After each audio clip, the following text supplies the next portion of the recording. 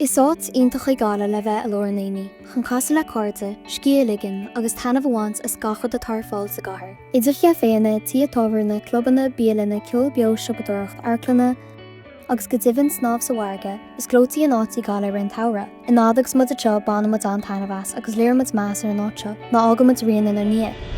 Budach linne, budach leisce, buscaí ceirclóir cup an caifé. Fáca ar an talla uaireanta méidir ó bhosca brúsca fála. Is praseacha, tá ar grúna amó ó chuige chlog gach maidin, ag peocha sús, ag glána, ag óbhún na caracha go lá nua.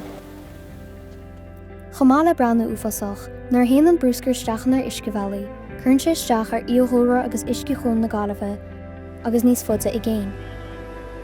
Ná ligí le splanc leisce le neamhairde ar gcathair a bhíle, cás am osca brúscara nó croch leata.